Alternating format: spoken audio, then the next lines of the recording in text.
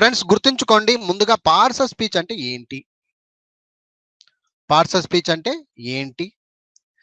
తెలుగుకు, ఇంగ్లీష్‌కు వీటి తేడా ఏంటి? ఈ విషయాల గురించి ముందుగా మీరు అర్థం చేసుకోవాలి. తెలుగులో దీన్ని భాషా భాగములు, భాషా భాగములు అని అంటారు.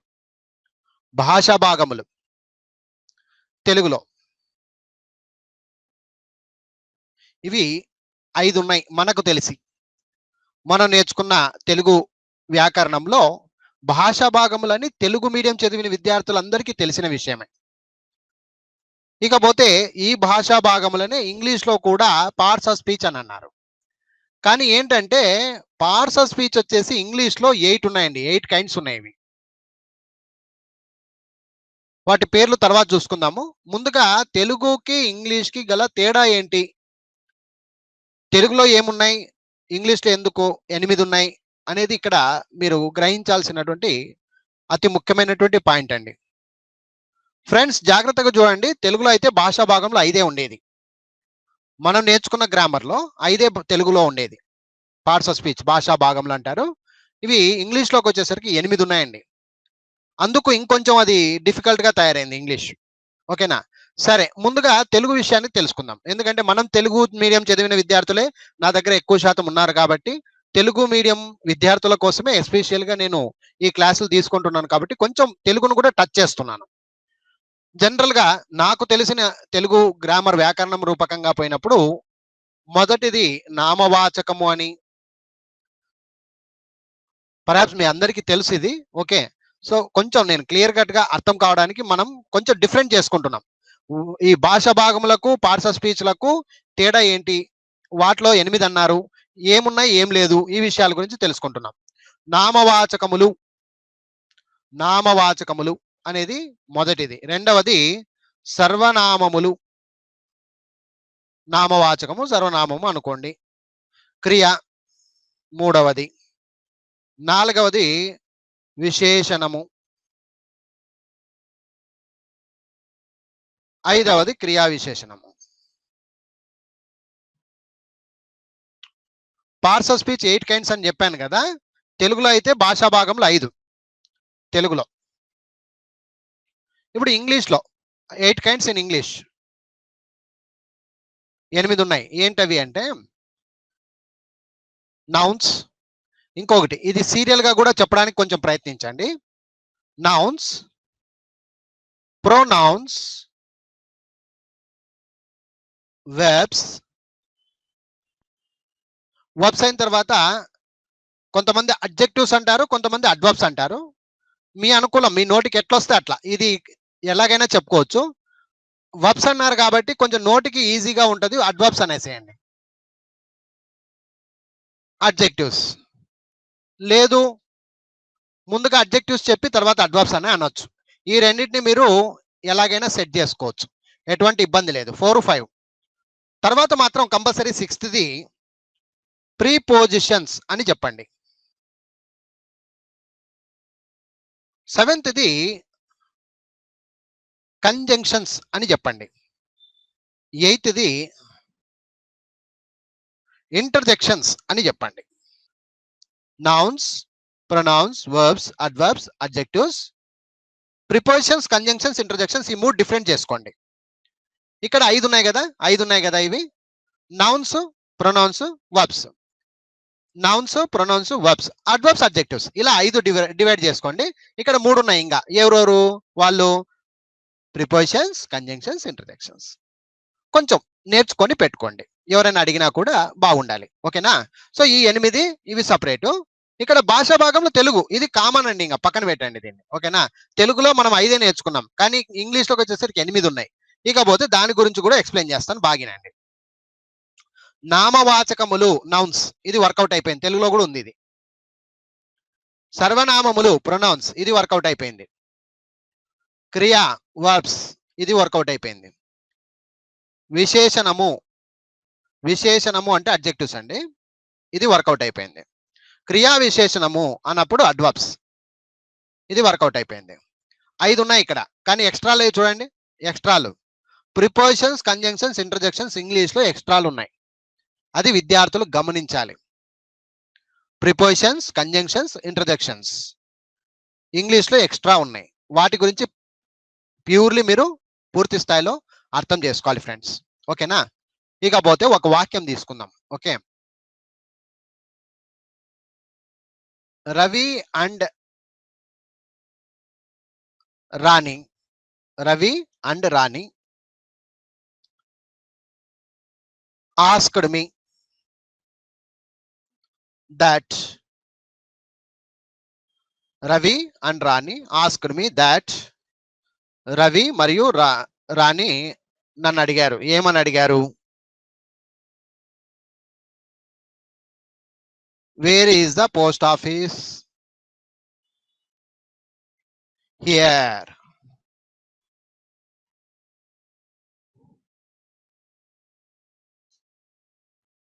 To go.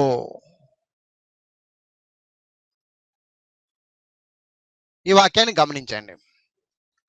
Ravi and Rani asked me that where is the post office here to go, లేదా దేర్ అని చెప్పండి, బాగుంటుంది ఇంకా వాక్యము. ఇక్కడ వాక్యాన్ని గమనించండి, వాక్యాన్ని కూడా కొంచెం అర్థం చేసుకోండి, ఇంకా బాగుంటుంది. రవి అండ్ రాణి ఇద్దరు పర్సన్స్ ఉన్నారు ఇక్కడ. ఆస్క్డ్ మీ, ఇక్కడ నేను కూడా ఒక పర్సనే. That where is the post office, ఒక స్థలం, ప్లేస్. దేర్, అక్కడ, ఇది కూడా ఒక ప్లేస్ అనుకో. టు గో, వెళ్ళడానికి. ఇలా అర్థం చేసుకోండి. ఇక్కడ మీరు గమనిస్తే ఇందులో ఒక నౌన్ ఉంది, ఇందులో ఒక ప్రొనౌన్ కూడా ఉంది, ఇందులో వర్బ్ కూడా ఉంది. అడ్వర్బ్, అడ్జెక్టివ్ అయితే లేవు. ప్రిపోజిషన్ ఉంది, కంజంక్షన్ కూడా ఉంది, ఇంటర్జెక్షన్ లేదు. దీంట్లో ఈ వాక్యంలో నౌన్స్ కనుక్కోండి అని అన్నారు అనుకో, ఇప్పుడు మీరు కూడా ఈజీగా కనుక్కోవడానికి అవకాశం ఉంటుంది. నేను చెప్పింది జస్ట్ నౌన్స్ అంటే పేర్లండి అన్న, అంతే. ఈజీగా మీరు ఈ వాక్యంలో నౌన్స్ కనుక్కోండి అని ఎగ్జామ్ ఇచ్చా. ఇప్పుడు మీరు కనుక్కుంటారా లేదా? దీంట్లో రవి అంటే నౌన్ సార్, ఎందుకు? పేరు సార్ అది. రాణి అంటే నౌన్ సార్, పేరు సార్ అది. అలాగే పోస్ట్ ఆఫీస్ అని ఉంది, ఇది కూడా ఒక స్థలం యొక్క పేరు. ఇది మీరు ఇప్పుడు అర్థం చేసుకుంటే, ఓహో, వీటి అర్థాలు మనకు వస్తే, వీటి గురించి మనకు తెలిస్తే ఆటోమేటిక్ మనము ఇంగ్లీషు భాషలో పార్ట్స్ ఆఫ్ స్పీచ్ వచ్చేసినట్లే. పార్ట్స్ ఆఫ్ స్పీచ్ అంటే అర్థం ఏమి అంటే, ఎటువంటి వాక్యములోనైనా భాగాలుగా చేసి, అండ్ కూడా ఒక కంజంక్షనే, రాణి అనేది ఒక నౌను, ఇలా డిఫరెంట్ గా వస్తూ ఉంటాయి. ప్రతిదీ ఒక పార్ట్స్ ఆఫ్ స్పీచ్ ఏనండి. ప్రతిదీ ది అన్నా కూడా ఒక ఆర్టికల్. అది అర్థమైందా ఫ్రెండ్స్? ది అంటే ఒక ఆర్టికల్, పోస్ట్ ఆఫీస్ అనేది ఇట్లా, దేర్ అంటే ఏమి, టు అంటే ఏమి, గో అంటే ఏమి, ఇలా మీరు అర్థం చేసుకుంటే గనక ప్రతి దాన్ని విడగొట్టి అది ఏం పార్ట్స్ ఆఫ్ స్పీచ్ అవుతుంది, ఏ భాషా భాగానికి చెందుతుంది అని అర్థం చేసుకునే శక్తి, టాలెంట్ నీలో వచ్చిన రోజు పార్ట్స్ ఆఫ్ స్పీచ్ అంటే చాలా ఈజీ సార్, నాకు పార్ట్స్ ఆఫ్ స్పీచ్ అంటే భయం లేదు సార్, ఇక ఏ వాక్యాలైనా ఇవ్వండి సార్, నేను చింపి ఆరేస్తాను అనేటువంటి మాట మీరు మాట్లాడతారు. విద్యార్థులు గమనించాలి, బాగా అర్థం చేసుకోండి. ముందుగా పార్ట్స్ ఆఫ్ స్పీచ్ అంటే అర్థం ఏమి? పార్ట్స్ ఆఫ్ స్పీచ్ అంటే భాషా భాగములు. భాష, ఇది భాష, ఇది ఈ భాషలో భాగములు అంటే ప్రతిదీ విడగొట్టడం, బాక్స్ గా తయారు చేయడం. Ravi and Rani asked me that where is the post office there to go అని అడిగింది కదా. ఇంత పెద్ద వాక్యం ఉంది. ఇంత పెద్ద వాక్యములో రవి ఏ పార్ట్స్ ఆఫ్ స్పీచ్, అండ్ ఏ పార్ట్స్ ఆఫ్ స్పీచ్, రాణి ఏ పార్ట్స్ ఆఫ్ స్పీచ్, ఆస్క్డ్ అంటే ఏ పార్ట్స్ ఆఫ్ స్పీచ్, మీ అంటే ఏమైతుంది, దట్ అనేది ఏ పార్ట్స్ ఆఫ్ స్పీచ్, అది నౌనా, ప్రొనౌనా, వర్బా, అడ్వర్బా, అడ్జెక్టివా, ప్రిపోజిషనా, కంజంక్షనా, ఇంటర్జెక్షనా, ఏమవుతుంది అది అని కనుక మీరు తెలుసుకోగలిగితే జీవితంలో ఇంగ్లీష్ అంటే భయపడరు. Parts of speech is the most important part to learn a language. ఒక లాంగ్వేజ్ నేర్చుకోవాలంటే అది తెలుగు కావచ్చు, హిందీ కావచ్చు, మలయాళం కావచ్చు, కన్నడ కావచ్చు, ఏదైనా సరే ఈ పార్ట్స్ ఆఫ్ స్పీచ్ అనేది ఉంటుంది. భాషా భాగములతోనే వాక్యం అంటేనే వాక్యం అంటేనే ఇంకేమి అందులో భాగాలు ఉంటాయి. వాటిని మనం సక్రమంగా అటాచ్ చేస్తూ ఏ భాషా భాగములు ఏ పార్ట్స్ ఆఫ్ స్పీచ్ ని మనం అటాచ్ చేయాలి, ఏదైన తర్వాత ఏమొస్తుంది దాన్ని ఆ రూపకంగా నేర్చుకోవడాన్ని మనము ఈ పార్ట్స్ ఆఫ్ స్పీచ్ తో ఉపయోగించుకుంటాం అన్నమాట. అర్థమైందా ఫ్రెండ్స్? సో ఏది ఏమైతుంది అనేది మీరు ఇక్కడ అర్థం చేసుకోవాలి. ఓకే, మరొక్కసారి జాగ్రత్తగా చూడండి. ఇది చాలా చాలా ఇంపార్టెంట్ అండి. పార్ట్స్ ఆఫ్ స్పీచ్ మీద అవగాహన లేకుండా మనం ఇంగ్లీష్ ను ముక్క కూడా మనం ఏం అర్థం చేసుకోలేం, మాట్లాడలేమండి. అది విద్యార్థులు గమనించాలి. అర్థమైందా friends? For example, I went to Hyderabad అని ఉంది. I went to Hyderabad by bus yesterday అని ఉంది. విత్ మై ఫ్రెండ్ అని ఉంది. అట్ 10 o'clock అని ఉంది. మీరు గమనిస్తే కనుక పెద్ద వాక్యం ఇది, అవునా?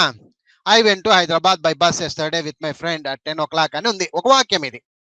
ఈ వాక్యంలో ముందుగా భాషా భాగముల గురించి తెలుసుకుంటున్నాం కాబట్టి మీకు నాలెడ్జ్ ఏముండాలంటే ఐ అంటే ఏమవుతుంది, వెంట్ అంటే ఏమవుతుంది, టు అంటే ఏమైతుంది, హైదరాబాద్ ఇది ఏమైతుంది, బై ఏమైతుంది, bus yesterday with my friend at 10 o'clock.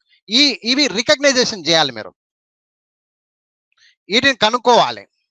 You have to find out to which parts of speech they depend, అవునా? To which parts of speech they are. ఇలా మీరు క్వశ్చన్ మార్క్ వేసుకోవాలి. ఇది ఏమైతుంది, ఐ అనేది ఏమైతుంది, వెంట్ అంటే ఏమైపోతుంది, టు అంటే ఏమైతుంది, హైదరాబాద్ అంటే ఏమైతుంది, బస్ అంటే ఏమైతుంది, ఎస్టర్డే అంటే ఏమైతుంది, విత్ అంటే ఏమైతుంది, మై ఫ్రెండ్ అంటే ఏమైతుంది, అట్ అంటే ఏమైతుంది. ఈ నాలెడ్జ్ కనుక మీరు ఇలా కనుక్కోవడానికి ఏ పార్ట్స్ ఆఫ్ స్పీచ్ మీరు చెప్పగలిగితే మీ ఇంగ్లీష్ బలంగా తయారవుతుంది. మీలో ఇంగ్లీష్ స్టఫ్ నాలెడ్జ్ పెరగడానికి ఇలాంటి నాలెడ్జ్ ఫస్ట్ పెంచుకోండి. పార్ట్స్ ఆఫ్ స్పీచ్ నాలెడ్జ్ ముందుగా మీలో రావాలి. మీ దగ్గర పార్ట్స్ ఆఫ్ స్పీచ్ నాలెడ్జ్ లేకపోతే ఇంగ్లీష్ మీరు సక్రమంగా మాట్లాడలేరు. అందుకనే పార్ట్స్ ఆఫ్ స్పీచ్ కు ఎంత ప్రాధాన్యత ఉందా, ఓహో పార్ట్స్ ఆఫ్ స్పీచ్ వెనక సబ్జెక్ట్ వర్బ్ ఆబ్జెక్ట్ కూడా తెలుసుకొని ఉండాలి. ఎందుకు సార్ అది మీరు ముందుగా ఎందుకు ఆ బుక్ పెట్టారు, ఆ విషయం ఎందుకు చెప్పారు మాకు అంటే, ఇప్పుడు మీకు కొంచెం అర్థమైతేట్లా చెప్తాను, బాగినండి. నిన్నటి క్లాస్ కి ఈ రోజు క్లాస్ కి ఒక సూది ఉన్నట్టు ఉంటుందండి, ఒక రస్తా, ఒక వే ఉంటుంది. సబ్జెక్టు వర్బ్ ఆబ్జెక్ట్ అని నేను అన్నాను నిన్న, అవునా? ఏ వాక్యమైనా దీని మీదే బేస్ అవుతుందండి అని చెప్పా.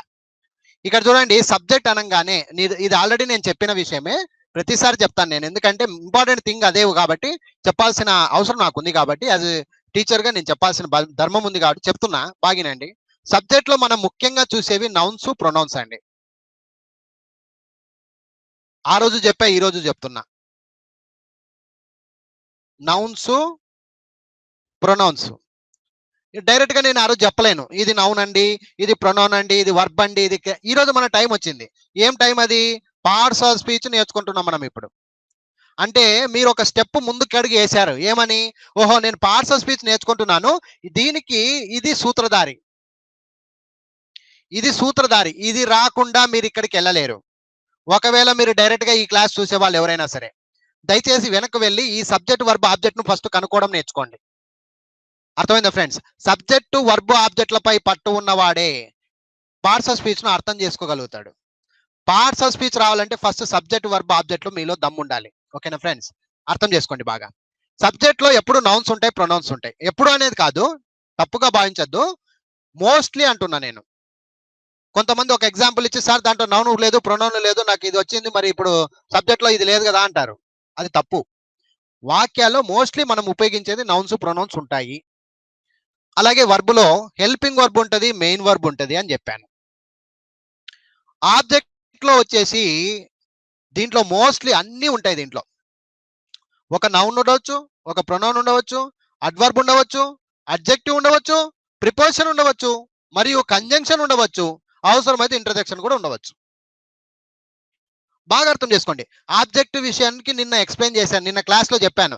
ఆబ్జెక్ట్ అంటే ఏమి అంటే ఏమి, ఎప్పుడు, ఎందుకు, ఎలా, ఎక్కడ, ఎవరిని, ఎప్పుడు, ఎన్ని గంటలకి, ఇలాంటివన్నీ ప్రశ్నలకు సమాధానం ఆబ్జెక్ట్ ఉంటది. ఎవరు అంటే సబ్జెక్ట్ ను చూడాలి. ఏం పని చేశాడు అంటే వర్బును చూస్తారు. ఆబ్జెక్ట్ లోనే సినిమా ఉండేది. ఎన్ని గంటలకు వచ్చాడు, ఎవరు వాడు, ఎవరిని కొట్టాడు, ఎందుకు వచ్చాడు, ఎలా వచ్చాడు, ఇలాంటివన్నీ కూడా మనకు ఆబ్జెక్ట్ స్థానంలోనే ఉంటాయి. మన ఆన్సర్ అంతా ఆబ్జెక్ట్ స్థానంలోనే ఉంటది. కాబట్టి ఆబ్జెక్ట్ అంత ప్రాధాన్యత కలిగినది. అయితే ఆబ్జెక్ట్ లో ఏముంటాయి, ఆబ్జెక్ట్ లో అంటే ఆబ్జెక్ట్ లో ఏముంటాయి, మళ్ళీ నౌన్స్ ఉంటాయి, మళ్ళీ ప్రొనౌన్స్ ఉంటాయి, అడ్వర్బ్స్ ఉంటాయి, అడ్జెక్టివ్స్ ఉంటాయి, ప్రిపోజిషన్ ఉంటాయి, కంజంక్షన్ ఉంటాయి ఉంటాయి ఉంటాయి ఉంటాయి ఉంటాయి ఉంటాయి అంటున్నానే గాని వాటి అర్థాలు తెలియకుండా, వాటి గురించి మీకు అర్థం తెలియకుండా ఒక వాక్యంలో ఆబ్జెక్ట్ అంటే ఏం తెలుస్తుంది, సబ్జెక్ట్ అంటే ఏం తెలుస్తుంది, వర్బ్ అంటే ఏం తెలుస్తుంది. అందుకే లాస్ట్ క్లాస్ లో చెప్పాను, జస్ట్ కనుక్కోవడానికి వస్తే చాలండి. మీరు ఇది సబ్జెక్టు, ఇది వర్బ్, ఇది ఆబ్జెక్ట్ అని కనుక్కోవడానికి వస్తే చాలు. ఆ క్లాస్, ఆ బుక్ ఆటికే ఫినిష్. దానికి ఇంకొకటి లింకప్ వచ్చింది ఇప్పుడు. పార్ట్స్ ఆఫ్ స్పీచ్ అనేది ఒక లింకప్ అన్నమాట. ఇది నేర్చుకున్న వారికి దీంట్లో ఎంట్రన్స్ ఉంటది. ఇది రాకోకుండా మీరు ఇక్కడికి రాలేరు. ఇంగ్లీష్ లాంగ్వేజ్ అంటేనే parts of speech, subject, verb, object, అందులో మళ్ళీ పార్ట్స్ ఆఫ్ స్పీచ్. ఇది గుర్తుపెట్టుకోండి. English English English English English, నాకు ఇంగ్లీష్ రాదు, నాకు ఇంగ్లీష్ రాదు అంటున్నారు కదా. ఇంగ్లీష్ అంటే ఏముంటది అని question mark. What is the main point in English? It is nothing but subject, verb, object. In that subject, verb, object, we have to know about parts of speech clean and green. Parts of speech గురించి ఎవరైతే పూర్తి స్థాయిలో అర్థం చేసుకోగలుగుతారో వారికి మాత్రమే English సాధ్యం. Otherwise you are not fit for the English grammar. Parts of speech, parts of speech, parts of speech. ఏ ఇన్స్టిట్యూట్కి వెళ్ళినా, ఏ స్కూల్ పాఠాలు, ఏ స్కూల్, చిన్న పిల్లల స్కూల్ బుక్లు ఓపెన్ చేయండి, చిన్న పిల్లలు మీ పిల్లల బుక్లు ఓపెన్ చేయండి, అందులో పార్ట్స్ ఆఫ్ స్పీచ్ ఉంటాయి. Challenge, 3rd class, 5th class, 6th class, 7th class, ఎక్కడ పోయండి మీరు, ఎక్కడికైనా వెళ్ళండి, ఫస్ట్ ఏ గ్రామర్ బుక్ ఓపెన్ చేసిన వాడు పార్ట్స్ ఆఫ్ స్పీచే చెప్తారు. ఎందుకు చెప్తారు? ఈ రోజు నా క్లాస్ ఇది కేవలం పార్ట్స్ ఆఫ్ స్పీచ్ ప్రాధాన్యత, ముఖ్య ఉద్దేశం ఏంటి, అసలు పార్ట్స్ ఆఫ్ స్పీచ్ లో ఏముంటది? నౌన్ ఉంటది, ప్రొనౌన్ ఉంటది, వర్బ్ ఉంటది, అడ్వర్బ్ ఉంటది, అడ్జెక్టివ్ ఉంటది, ప్రిపోజిషన్ ఉంటది, కంజంక్షన్ ఉంటది, ఇంటర్జెక్షన్ ఉంటది, అడ్జెక్టివ్స్, ఇవన్నీ కూడా మీరు జస్ట్ పార్ట్స్ ఆఫ్ స్పీచ్ లో నేమ్స్ మాత్రమే తెలుసుకుంటే సరిపోదు. వాటి యొక్క ముఖ్య ఉద్దేశం ఏమి, వాటిని ఎందుకు ఉపయోగిస్తారు, అసలు నౌన్స్ లో ఎన్ని రకాలు ఉన్నాయి, ప్రొనౌన్స్ లో ఎన్ని రకాలు ఉన్నాయి, వర్బ్స్ లో ఎన్ని రకాలు ఉన్నాయి, అడ్జెక్టివ్స్ లో ఎన్ని రకాలు ఉన్నాయి, ప్రిపోజిషన్ లో ఎన్ని రకాలు ఉన్నాయి, కంజంక్షన్స్ లో ఎన్ని రకాలు ఉన్నాయి, ఎన్ని రకాలుగా మనం మాట్లాడగలగాలి. ఈ విషయాలు తెలుసుకుంటే చాలు, you are the winner in English, no doubt about it. 100% నీకు ఇంగ్లీష్ లో రాదు రాదు రాదు అంటుంటే పార్ట్స్ ఆఫ్ స్పీచ్ రాదు అనండి, ఇంకా అంతే. పార్ట్స్ ఆఫ్ స్పీచ్ అంటేనే అది, దీని శక్తే వేరు, దీని కథనే వేరు. కాబట్టి my dear friends, parts of speech ముఖ్యంగా మీరు 100% నేర్చుకోవాలి. నేను నేర్పిస్తాను, మీరు ఎటువంటి ఇబ్బంది పడాల్సిన అవసరం లేదు. నా class 1 to 1, pin to pin ప్రతిదీ విన్నారంటే 100% you can get 100% knowledge in parts of speech, no doubt about it. Okay friends, అర్థమైందా? సరే, పార్ట్స్ ఆఫ్ స్పీచ్ ఎన్ని ఉన్నాయి, ఏం కథ, వాటిలో వాటి పేర్లు ఏంటి అనే విషయాల గురించి చెప్పుకొని ఈ రోజు క్లాస్ ను నేను ముగించబోతున్నాను. పార్ట్స్ ఆఫ్ స్పీచ్ ప్రాధాన్యత ఏముందో ఈ వీడియోను నేను మనస్ఫూర్తిగా చెప్పాను. ఈ వీడియోను మళ్ళీ మళ్ళీ రిటర్న్ చేసుకొని పార్ట్స్ ఆఫ్ స్పీచ్ ప్రాధాన్యత ఏంది, ఒక్కొక్క వాక్యంలో ఓహో ఏ భాగాన్ని చూసినా మనకు ఒక పార్ట్స్ ఆఫ్ స్పీచ్ పేరు ఉంటుందా, ఏదైనా తీసుకోండి, మీ ఇష్టం, మీ ఇష్టం, ఏదైనా తీసుకోండి, ఒక వాక్యం తీసుకోండి. ఇంగ్లీష్ న్యూస్ పేపర్ లో ఎన్ని లైన్లు ఉంటాయి కదా, న్యూస్ పేపర్ తీసుకోండి, ఏదైనా తీసుకోండి, దాంట్లో మీరు గమనిస్తే ప్రతి పదాన్ని మీరు ఇడగొట్టుకుంటే దానికి ఒక పార్ట్స్ ఆఫ్ స్పీచ్ పేరు ఉంటుంది. ఒక నౌన్ అయినా ఉండాలి, ప్రొనౌన్ అయినా ఉండాలి, వర్బ్ అన్నా ఉండాలి, ప్రిపోజిషన్ అన్నా ఉండాలి, కంజంక్షన్ అన్నా ఉండాలి. వాటిని గమనించగలిగి వాటిని పట్టుకోగలిగిన శక్తి మీలో వస్తే automatic you are the winner, no doubt about it. When you are able to find out which parts of speech it is. అర్థమైందా ఫ్రెండ్స్? సరే, ఇకపోతే మళ్ళీ ఒకసారి క్లియర్ కట్ గా అర్థం చేసుకోండి. పార్ట్స్ ఆఫ్ స్పీచ్ భాషా భాగములు అని అంటారు. మొదటిది నౌన్స్, రెండవది ప్రొనౌన్స్, మూడవది వర్బ్స్, నాలుగవది అడ్జెక్టివ్స్ రాసుకోండి, అడ్వర్బ్స్ రాసుకోండి, మీ ఇష్టం, అది అడ్వర్బ్స్ అంటారు. ఫిఫ్త్ది prepositions,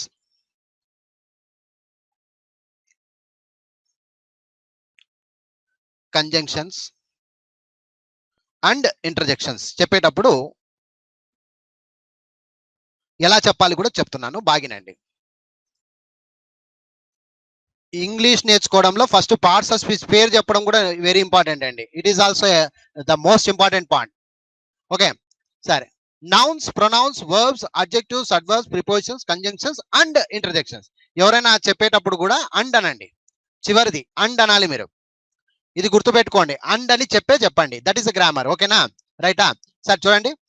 how many kinds of parts of speech in English? There are 8 kinds of parts of speech in English. 8 kinds of parts of speech. 8 రకాలు ఉన్నాయి ఇంగ్లీష్ లో. Nouns, pronouns, verbs, adjectives, adverbs, prepositions, conjunctions, interjections. Nouns, pronouns, verbs, adjectives, adverbs, prepositions, conjunctions and interjections అని చెప్పండి. ఓకేనా? Last కి చెప్పేటప్పుడు and interjections అని stop చేయండి. వీటి అర్థాలు ఏంటి? నౌన్స్ అంటే అందరూ ఒక నోట్స్ లో నీట్ గా రాసుకోండి. ఆల్రెడీ పుస్తకాలు ఉన్నవారు పేజ్ నంబర్ 1 లో ఎలాగో క్లియర్ కట్ గా ఉంది, దీన్ని ఫాలో అప్ చేయండి. ఓకేనా? Book number 4, parts of speech, nouns and kinds. Okay, right. Nouns అంటే నామవాచకములు, ఒకటవది. రెండవది ప్రొనౌన్స్, సర్వనామములు. మూడవది వర్బ్స్, క్రియలు. అడ్జెక్టివ్స్, విశేషణములు.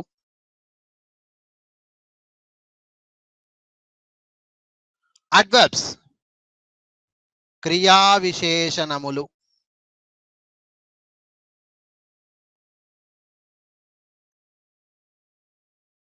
ప్రిపోజిషన్స్, విభక్తి ప్రత్యయములు అని అంటారు. విభక్తి ప్రత్యయములు. కంజంక్షన్స్, సముచ్చయములు.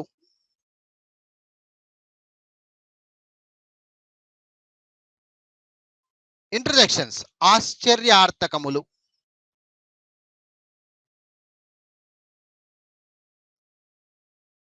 ఎస్, నౌన్స్ నామవాచకములు, ప్రొనౌన్స్ సర్వనామములు, వర్బ్స్ క్రియలు, అడ్జెక్టివ్స్ విశేషణములు, అడ్వర్బ్స్ క్రియా విశేషణములు, ప్రిపోజిషన్స్ విభక్తి ప్రత్యయములు, కంజంక్షన్స్ సముచ్చయములు, ఇంటర్జెక్షన్స్ ఆశ్చర్యార్థకములు. దయచేసి మీరు వీటిని ఇంగ్లీష్ లో చెప్పగలగాలి, తెలుగులో చెప్పగలగాలి. ఇది నాకు కావాలి. ఇదే మీరు ఈరోజు చేసేటువంటి ఒక చిన్న హోంవర్క్ అండి.